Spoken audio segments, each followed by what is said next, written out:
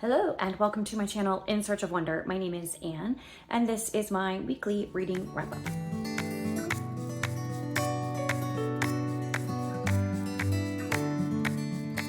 I apologize if you can hear my children. They're all the way downstairs and the door is shut, but I can still hear them. So I don't know, they're being loud, I guess. Second week in a row, I have not been able to do much reading. I just have been very busy with lesson planning, running errands, parenting. I don't know. I don't even know what all. Just all of the stuff is happening. So I've not been able to do a lot of reading. I have kept up with Ruth and we have, I think, like 6 more chapters or so left to read. So we're getting to the end of the story, Kelly and I, and I'm really enjoying it. So next week I should have a full recap for you to talk about that book by Elizabeth Gaskell. Otherwise, I was reading the Unselected Journals of Emma M. Lyon, Volume 4, which was part of the deck of TBRathon. I think I pulled an 8, and it was to continue a series. And so I had wanted to read the next one in that series. Anyway, I have 3 more to read before she comes out with book 8. So I read Volume 4, and it was just as delightful as the first 3. My sister, I think it was Volume 4, she said was her favorite so far that she had read. I don't know if it was my favorite, but it was definitely very good. So it occurred to me though, I've mentioned, that I've been reading that series this year and kind of slowly working my way through it. And it occurred to me that some people may not know what that series is. I thought that because most people in my real life circles and several of the booktubers that I follow have read it before and talked about it, I just kind of assume everybody knows about it. But then I was doing a reading sprint the other night and I mentioned the book and it seemed like hardly anybody was familiar with it. So let me give you a little bit of background of what this series is. So the book is independently published by Beth Brower, who also wrote The Queen's Gambit, which has been made into a Netflix TV series or something, I think. And I've never read that and I've never watched the series. My impression is that it's kind of like historical fantasy maybe. So correct me if I'm wrong, if you know more about it than I do. But she wrote that series. And this is her second series. She may have some other standalone novels as well, but this is her current project. And she is writing about this woman, Emma M. Lyon, and the books are written as if Emma is writing her journal. So it's all epistolary style. And so she's writing her journal. And first of all, that aspect is just really well done. Secondly, she is living in Victorian London, but in a kind of made up region of London with very unique particular characteristics that border on the fantastical a little bit. It's not fantasy really, but it's definitely a world. Like she's definitely building a world here that's not exactly Victorian London. It has some elements of Victorian London in it, particularly in regards to high society and stuff and some other aspects, but it's not really trying to accurately reflect that era. It's building its own little bit of a world. And so you have to understand that first. And the area is called St. Crispian's. It's just Emma M. Lyon's adventures. She's in her early 20s. Her father was an artist and he passed away. And she has she has inherited kind of like a bohemian outlook on life from her father. But at the same time, she has wealthy, highfalutin relatives, so she is able to mingle in high society as well. And she kind of goes in between them. And she's had a bit of an interesting and convoluted life. She has a bit of a past with a relationship that ended in death. And so she's grappling with that because it's still kind of fresh to her. She's witty and she's charming, and book lovers will love this. She is trying to build her personal library. She has very little bit of funds to work with. So all of the books that she has thus far in her library have been gifted to her. But she loves to read them and she loves to write in them and take notes in them. And she's trying to collect as many books as she can with her limited resources. And so she talks about them a lot in her journal, the books that she's read. So I remember in the very first book that I was reading, I read it at the same time as I was about to start reading Paradise Lost. And it was interesting because she started reading Paradise Lost in the very first book. So anyway, that is the background of it. And if that doesn't sound interesting to you, just give it a try, because this book is so unique, and it's kind of difficult to put it in a box to describe exactly what kind of a book it is. It is not really a romance. There is a potential thread of that, but that's not really the big point of the story. It's occasionally zany, occasionally highly improbable. Like I said, borderline fantastical, but no actual fantastical otherworldly elements, if you know what I mean. So it's hard to describe, hard to put in a box, but it was very creative and very, very well done, and just sheer enjoyment from cover to cover. I have enjoyed every bit of the 4 volumes that I have read thus far, and I'm looking forward to volume 5. I might pick that one up in series September. So anyway, I finished volume 4, gave it 5 stars. I've given all of them 5 stars so far. Loved it. Volume 4 actually has a little more, I don't know about depth to it, but maybe it goes to deeper places in book 4 because Emma has to deal with walk through some particular valleys in this section of the book, or in this, timeline of her story. And so it grapples with heavier emotions and heavier things. That was really great to see some depth in the storyline. Not that there's not depth otherwise. Like the character Emma is witty and funny and occasionally zany, and definitely kind of, what's the word? Not eclectic. Eccentric. Yes, she's a little bit eccentric, but in this particular book, she just has to deal with some heavier things. So that adds a depth that wasn't really, you could see hints of it in previous books, but it really was explored more in this book, if that makes sense. So I really enjoyed volume 4, read that this week. That is the only thing I have finished, still working on Ruth. And so today I picked up this book. So I drew an 8 for Deck of TBRathon, again, which was to read a book in a series. So you could get 1 point for starting a series, 3 points for continuing a series, and 5 points for finishing a series, if I remember correctly. This is the start of a series because I could not stop for death. However, I have very bad news.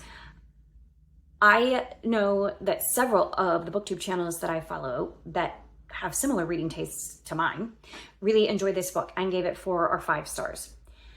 And so I was really looking forward to it, but it may be one of those things where, you have these expectations and the expectations are too much, and so then you're disappointed. Maybe that was it. I don't know. I was not enjoying it at all.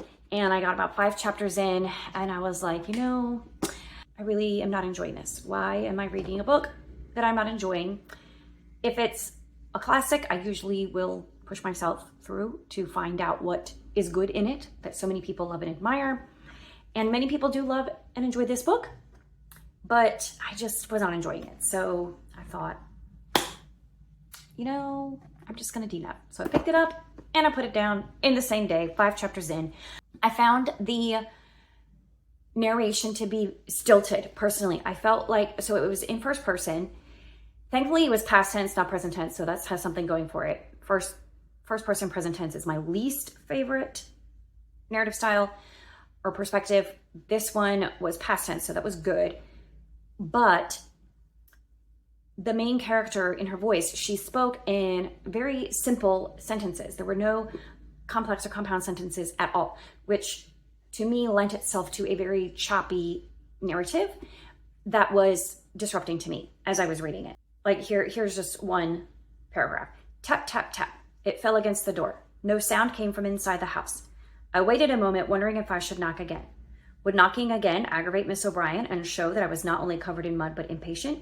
I knew she would already be dubious of me due to my appearance. Here, and then the dialogue too, I felt was like a little bit stilted and unnatural.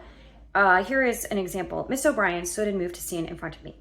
Then she perched next to me on the sofa and patted my hand. By the way, those were 2 separate sentences. I sort of feel like it could have been 1 sentence.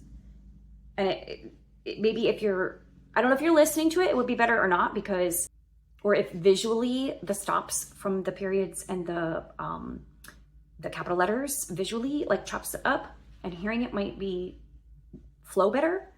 But visually for me, I wish those two sentences had just been one. And then she says, take care, child. Wipe away your tears. When you're struggling so, you must rein in your emotions. You mustn't let them take you over like this. What's done is done. This life has many hard moments. We cannot dwell in sadness. There's not the time. So many of the paragraphs are like that. And the dialogue is, to me, kind of stilted and unnatural. And on top of that, it just feels highly improbable to me. So I was not enjoying it. I don't know much about Emily Dickinson. So if you don't know, this is a cozy mystery kind of adjacent to Emily Dickinson. Emily Dickinson is a character in the story. So far, she's appeared in the story and she's done a few things, but I haven't gotten far enough to say if it's an accurate reflection of Emily Dickinson's life or character or personality or not. And I also don't know much about her, so I couldn't be able to tell you. So it's not that.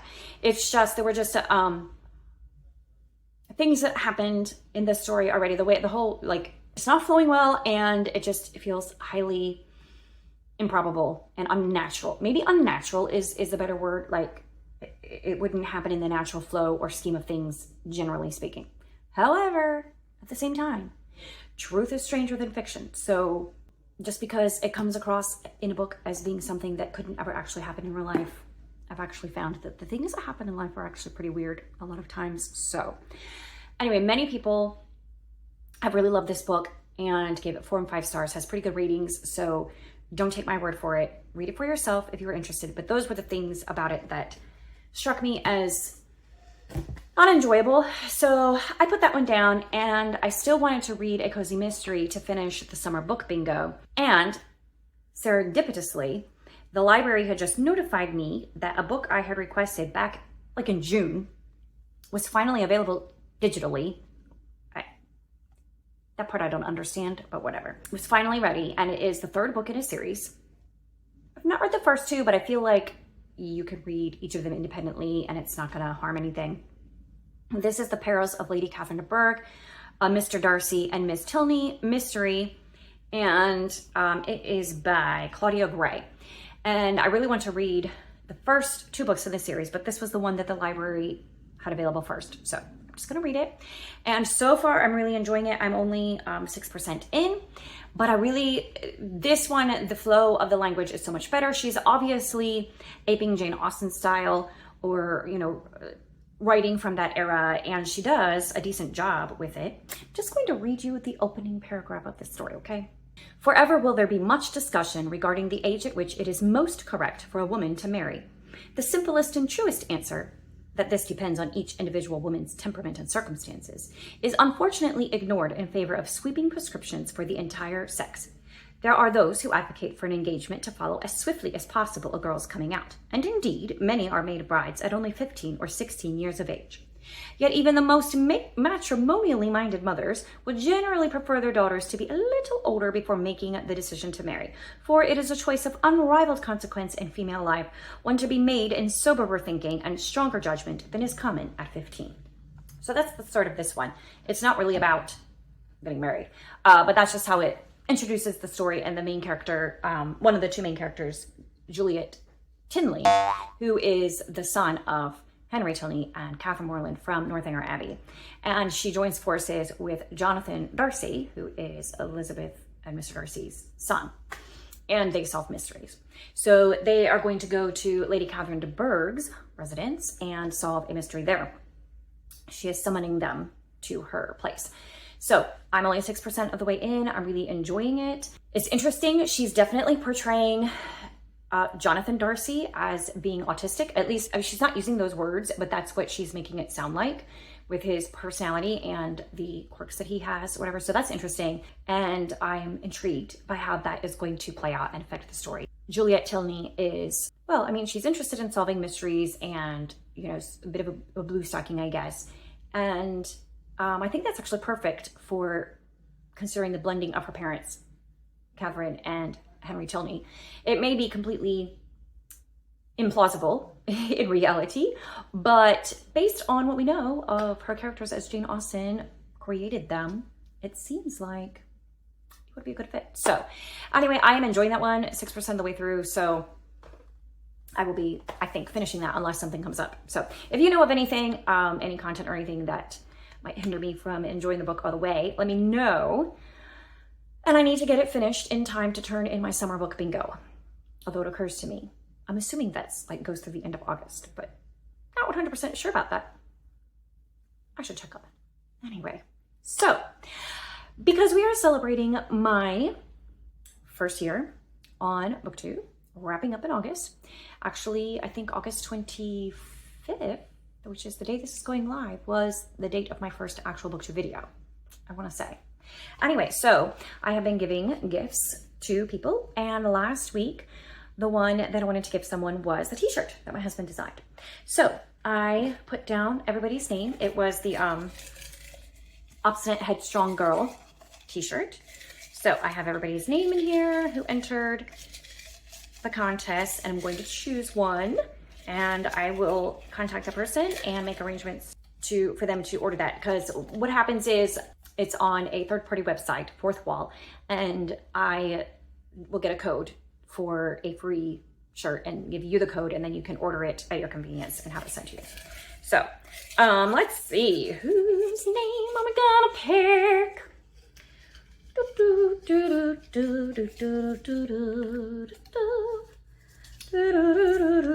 Aha! So we have June Wood 3012 is the winning entry. So I will be tagging you and contacting you, June, so that you can retrieve your prize. But if you didn't win your prize, the Fourth Wall link is always in my description box, and you can go check it out. There are a couple of different designs besides that one that my husband has made, and you can get a t-shirt for yourself. It's $25. Hoodies, I think, are $35. But the hoodie is a different base color. It's like a pale blue. And then I also have, that same design is also on like mugs and stuff. And then my husband also recently made a design for As You Wish from The Princess Bride. That's really beautiful. And that's one of the next things I want to get for myself that he made. So anyways, you can order any of those things. It's all like print on demand sort of thing. So check it out in my description box. And for this coming week, I want to offer someone, and this is open to anyone because I can just send you to your email address, either $20 to Amazon or Thrift Books or Pango Books. Or if you prefer, if you have a wish list on Amazon or Thrift Books, I don't know if Pango Books has a wish list that I can order from and send to you. I think the wish list function on Pango Books is mostly for your own use, but otherwise I will choose a book around the same cost and send it to you if you prefer. I really like to do that because I like to choose something that I think someone will enjoy from their list. So if you have a wish list, I'd love to choose something from it, but otherwise I will just use your email address to send you a gift card to one of those. So just leave a comment. That's all you have to do. Leave a comment between now and next Saturday, and then I will get that sent to you. I feel like there was something else I was going to say. And this one is open to anyone in the world because I don't need to ship anything, just your email address. And I feel like I needed to say something else, but it's not coming to me, so we'll leave it at that, I guess. So if you want to win that gift card or item from your wish list, just leave a comment. I will be choosing in my next weekly reading wrap up and let you know. And hopefully I will get more reading done this week. I don't know though. School is starting on this coming Wednesday, so yeah. We'll see how much reading actually happens. But until next time.